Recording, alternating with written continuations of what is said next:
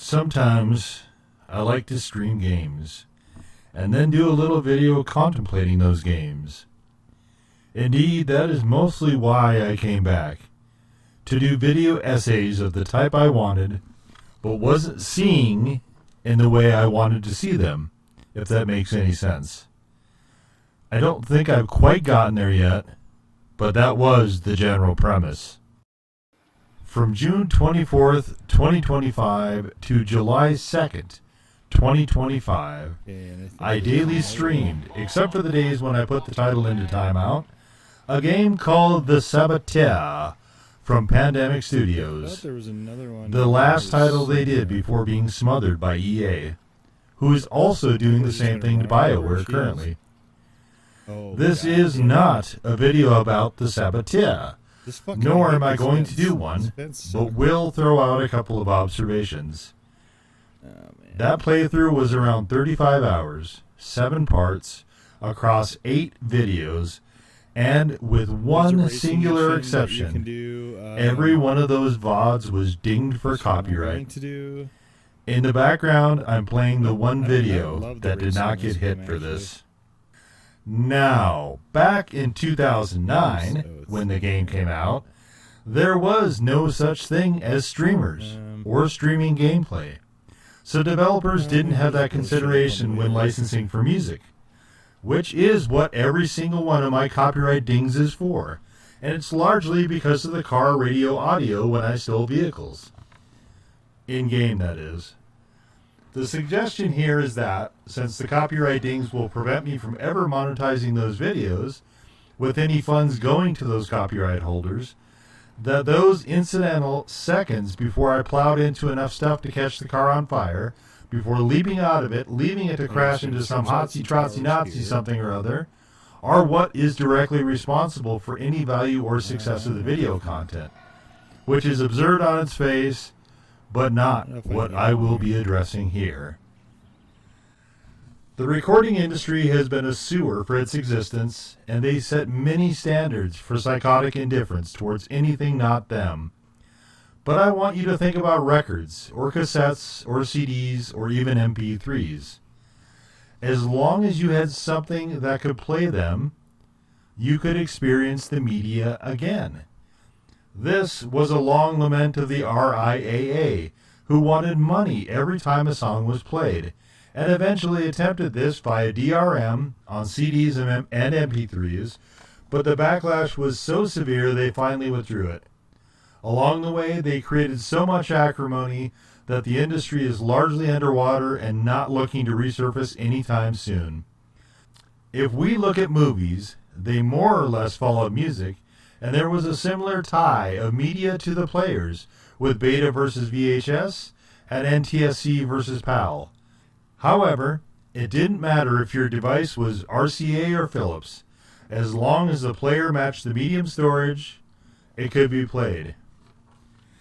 Video games were the new kids on the block and did not have any preconceptions with the public, and were able to tie the games directly and exclusively to consoles. However, the facet was still the same. If you had a functional NES system, you could play those titles, which stayed the same all the way up until the 8th generation of consoles. Yes, there were companies like Blizzard who engaged in the always-online DRM bullshit with Battle.net before that, but the 2010s were when companies could really engage in their most favored practice, fucking you over, again and again. This is what you are to them, a big, fat, pastel blue piggy bank. So long as they can shake you and make coins rattle out, they're interested. The second you either can't or won't pony up the funds, and keep in mind that money is more rightfully in the hands of their worthless execs than you, and fuck you for even considering thinking otherwise, the moment that stops, this is what you become to them. The current video game erosion should not be a surprise to anyone. We are in the era where companies are stepping all over themselves to see who can be the one to fuck over the customer the most. I already blew those up.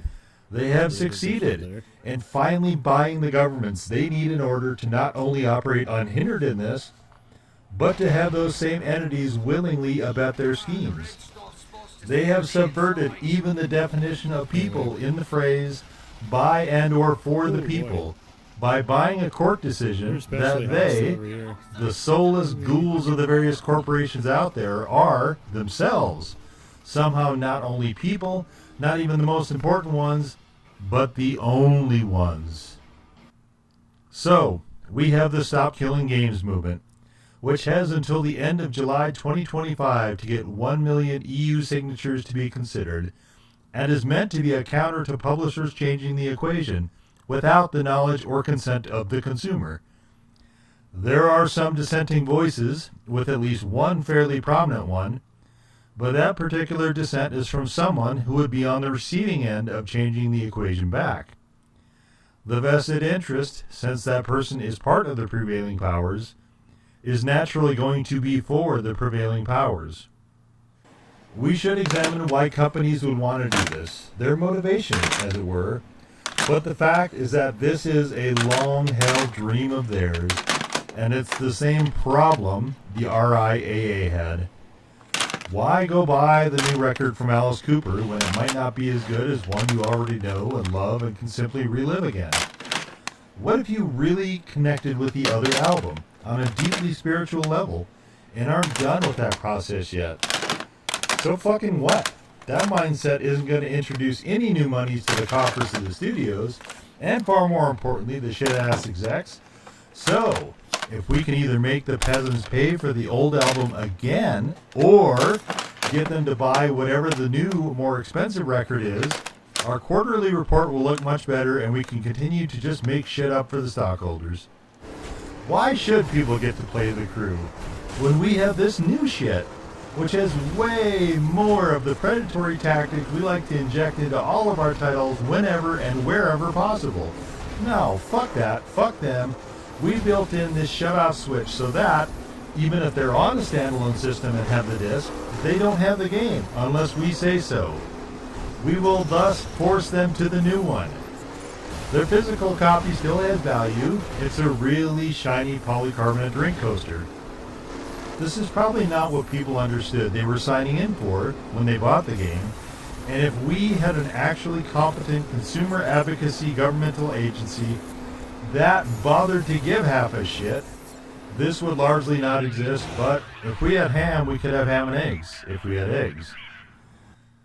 Will Stop Killing Games succeed?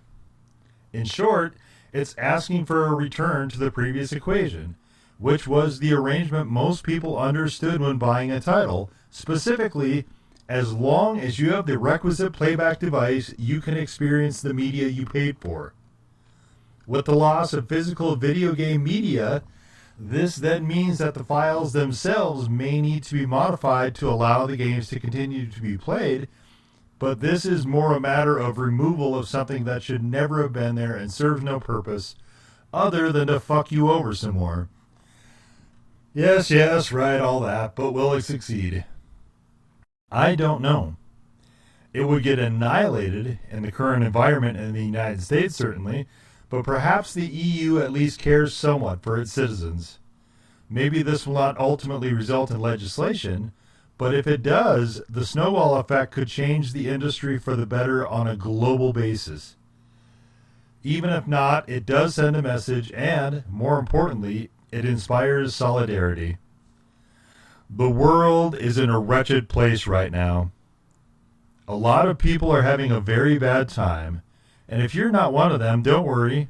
It will roll around to you too, and probably sooner than you think. Maybe you don't want to think politically, again, fine, but also, again, it's coming to your door in some way regardless. This specific issue is not even in the realm of the same importance as genocide or a headlong freefall into fascism comparatively. But if we can come together and mobilize on this, the same can apply to weightier matters, and perhaps we can make the world better, or at least less awful. The bottom line is that the only way corporations will listen in the current climate is if you force them to. The video game corporations want to be able to change the arrangement between you, the buyer, and them on the fly at their whim with no recourse to you. It shouldn't take this video from me or any of the other creators telling you this for you to understand their abhorrent practice is not to your benefit even slightly. I'll make it easier. If the centuries-old arrangement of you buying a thing and then being able to continue enjoying that thing after you purchased it is of value to you, then this is an initiative you should support. Links are below. As always, thank you for watching.